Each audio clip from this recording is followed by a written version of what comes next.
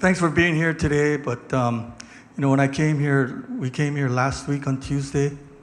We had a very tragic situation on that night. Officer Bronson Kailoa was killed that night, on that Tuesday night. So, if I may, if we could have a moment of silence for Bronson. Thank you.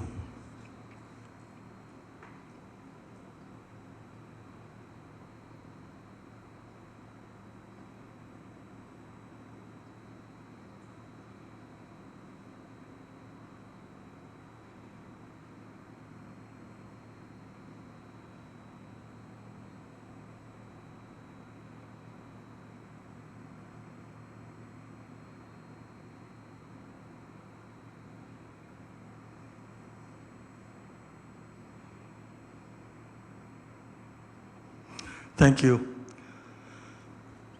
We here today, you're all here to get the latest information possible. And you're going through an unprecedented type of situation.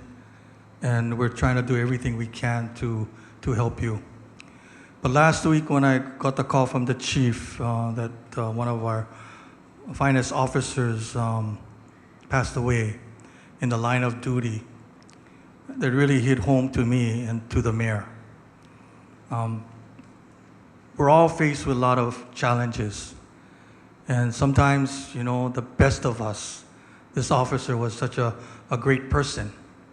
And to have been lost in that particular way, it's very tragic, and our hearts go out to their family and their friends, and also to the men and women of the police department who are there all the time to protect all of us.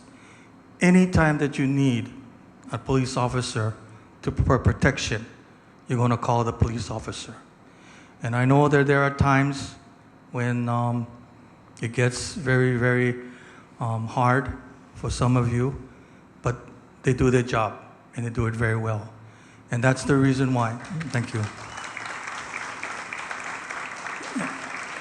And I just want to add, for the police department to have apprehended that person who did this act, a heinous act, you have to commend the police department for doing it very, very quickly to be able to, have some justice and peace of mind for all the people on this island that was always trying to see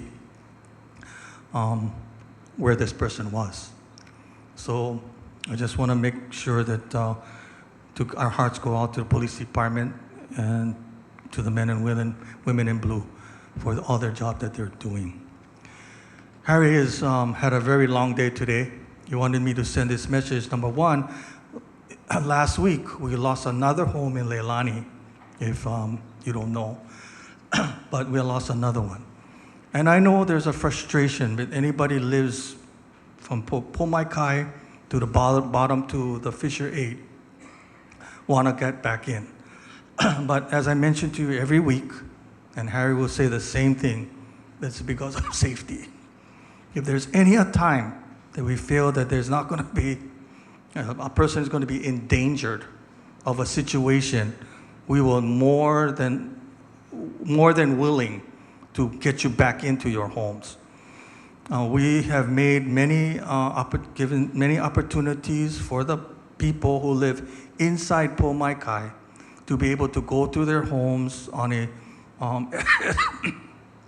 escorted basis, to be able to go back into their homes to get things, or to be able to at least do some things in their yard or something. But we're going to continue to do that. Even if the National Guard I think at the end of this month, we're going to cut off all the media situation from the National Guard part. But for the people that live in that area, we're going to continue to try to address their needs and to help them. Sorry, I can just imagine if the guys who are living there, if you guys are coughing too, but I only come here once a week. So if you guys must be immune to that, but I'm not. Okay. So I just want to say that one of the things I want to really mention that we're all here to answer any of your questions after this meeting. It's still a situation where the SO2 levels get high, get low, and it can affect different people at different times. So everybody has different tolerances for that.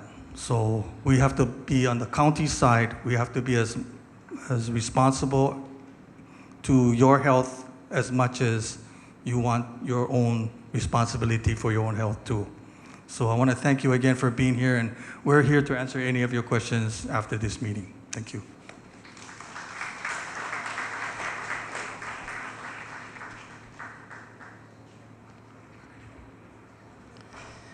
All right, so the DRC, the Disaster Recovery Center, still is in operation in Keao, Monday through Friday, 8 to 6, and Saturday, 8 to 4. According to plans, if plans go accordingly, Saturday will be the last day of the DRC in Keao. It'll be scaled down a little bit and move to the Pahoa Community Center, and should be opening up first thing Monday morning. There'll probably be an official announcement coming out, at the earliest tomorrow. But just to give you guys a heads up. Also, last day for FEMA applications looks like it's August 13th. And as I said last week, after our meeting with FEMA and some of the other departments, that if you have received basically on your claim, if they said you don't qualify, again, I reiterate that there is an appeal process that you can go and ask for re-inspection, and that's the term you need to use, re-inspect.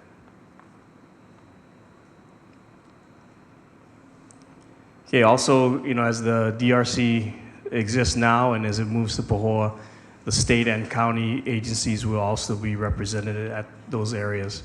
Also, Small Business Administration, as well as being here tonight, they will be in the DRC as it moves as well. So make sure you go see these groups for any support that you can get from them. Okay, next I'd like to bring up from Research and Development, Director Diane Lay. I know that the subject of lava viewing has been on many people's minds because we're all interested, we want to see, we want to feel the heat.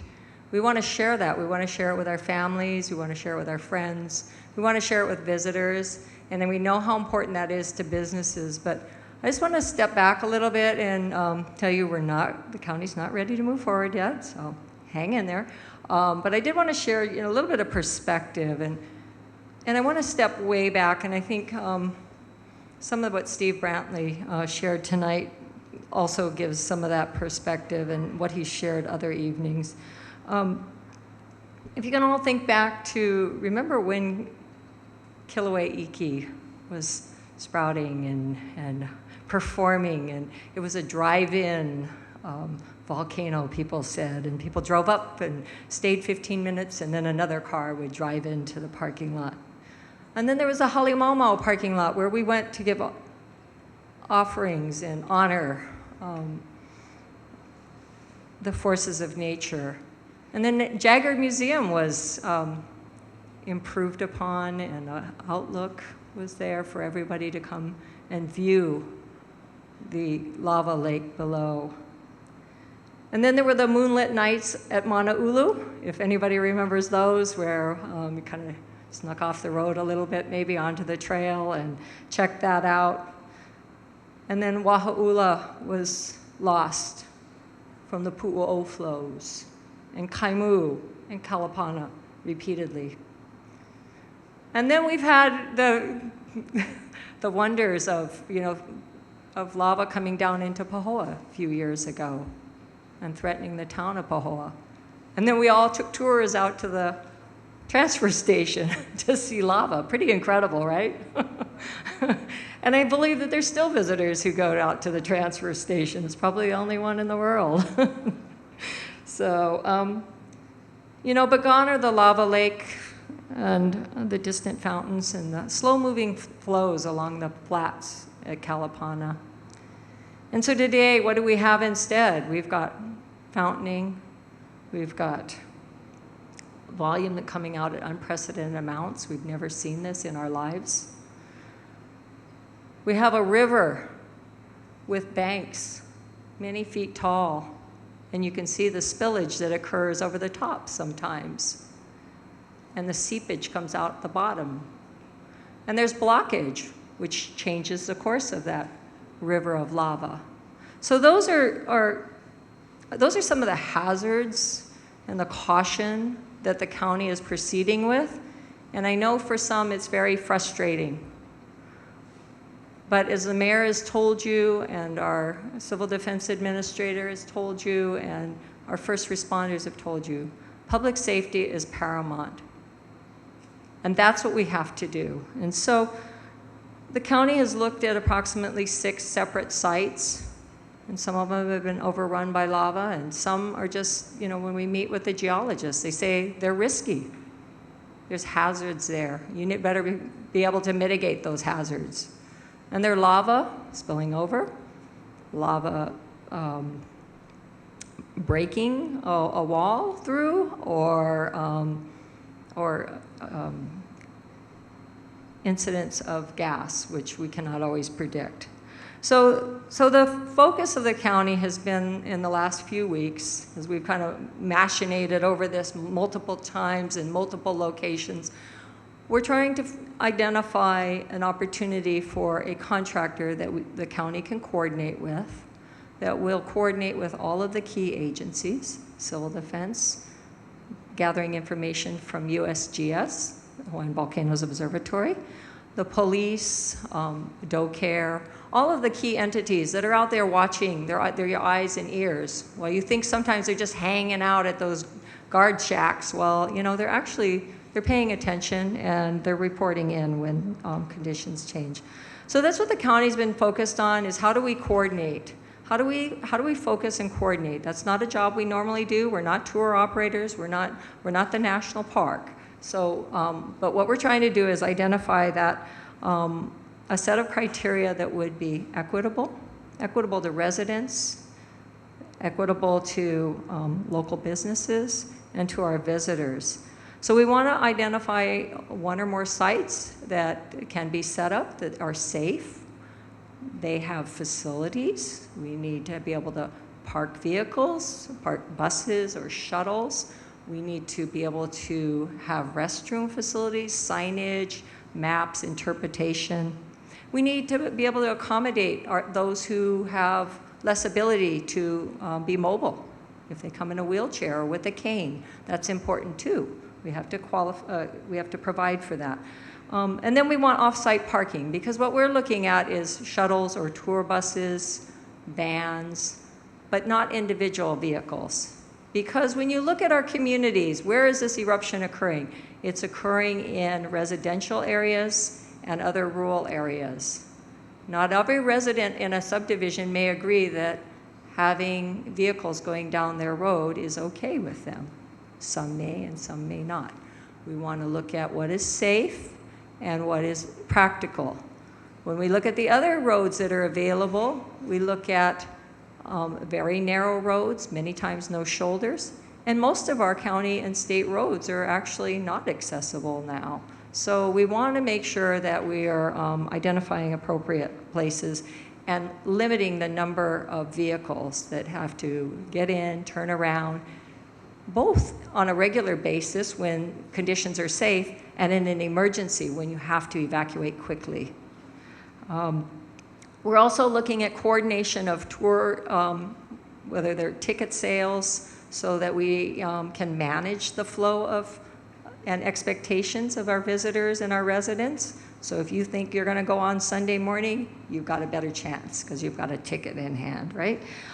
We want to accommodate, again, our residents. We want to accommodate our school children. And we'd like to also make sure that our cultural practitioners have their time there. So we're looking at a flexibility of sites, and we're looking at the need to, at times, close sites, whether it's due to gas emissions or LAYS conditions or high levels of eruptive activity coming out. And then we want to also make sure that there's redundant communication, again, with safety coordinators, both civil defense, police, fire. And I'm just going to say this a number of times, because every time you've seen a quote from me or heard from me, it's all about safety. Safety, safety, safety. So we're continuing to work on this, and we're committed to finding the right option, but that's all I have to report today.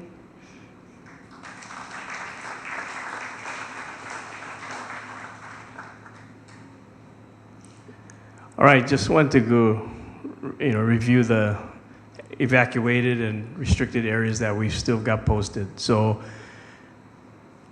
the evacuation order still stands for the areas of Leilani Estates, including Pomaikai Street East through the rest of the subdivision.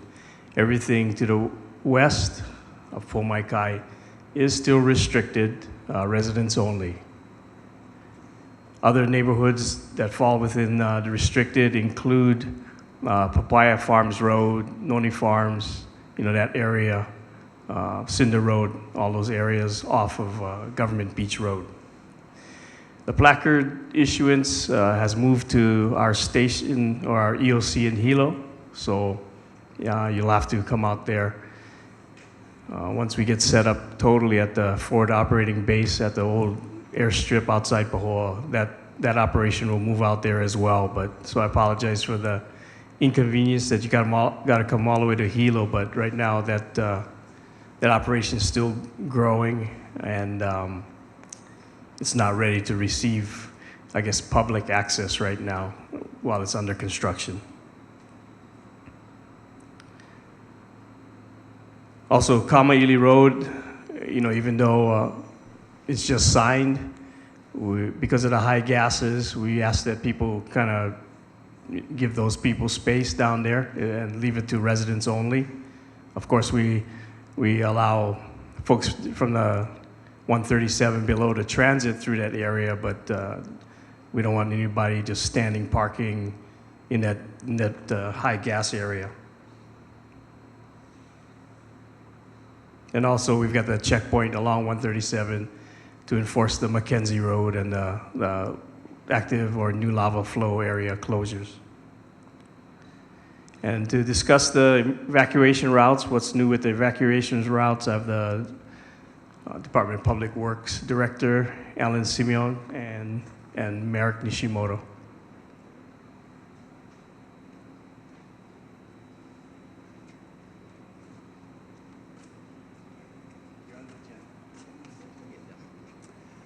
Hello, good afternoon. Yeah, I'm Alan Simeon, Director of Public Works, and Merrick Nishimoto, Deputy Department of Public Works. Neil Acevedo is not here tonight with us. However, I want to recognize him again, like last time, that he is very instrumental in getting these evacuation routes ready for you for evacuation if necessary. I'd just like to remind you that Papaya Farms Road is a private road, and currently there is no government-maintained connection to the railroad. Also, Cinderland Road and portion of the connecting railroad, old railroad, is only open for residents and active farmers in the area. Also, I want to share with you that this morning, today, and thank you, I want to recognize them. FEMA, who is our partner in providing funding to these evacuation routes, actually were in the ground today to inspect Government Beach Road, Cinderland Road, and also Alaili Road. I'm proud to say that Department of Public Works are doing our best. Our guys out in the field in maintaining these roads, so if evacuation is necessary, they are ready. And also, and this is a question a lot of people have been asking, the most of railroad is closed, And the reason is that, again, we want to make it so that it's ready if needed. And also, we are still in making arrangement and coordination with a lot of the property owners who owns railroad. I believe that's all I have. Anything, Mike? Thank you.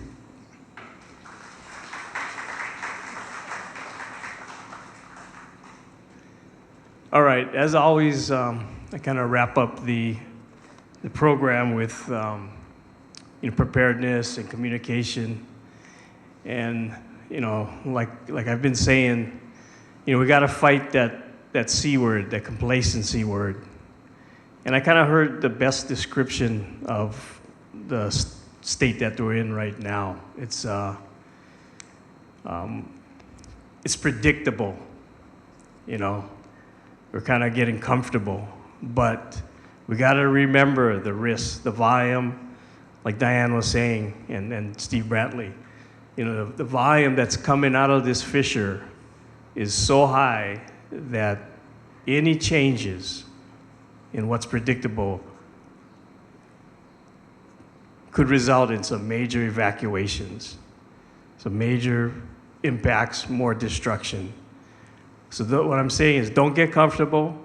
If you're in a downslope subdivision or area that you're in, you got to maintain your readiness as far as preparations to leave. You've seen what's happened in the past as far as what people had to go back to get.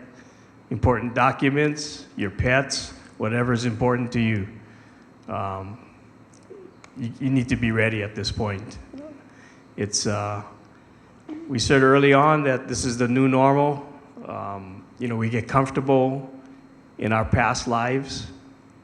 We want to go back to our past lives, but I don't think we're never going to go back there again for some of you. So we gotta accept it and start looking for the future. But for the folks that are still in their houses, that are susceptible, you gotta be ready. That's why we make some of our decisions as far as keeping people safe. Things can change, so be ready to evacuate, be ready to receive our messages.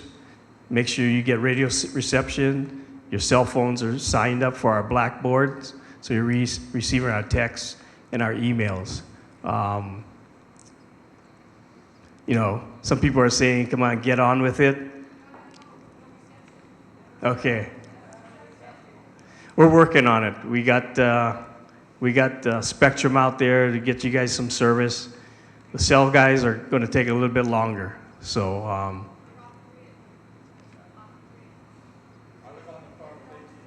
okay, hang on. We'll get questions here later. So I need you guys to be prepared. That's what I'm saying. I know some of you got beyond that issues, but we got technology. It's got to work.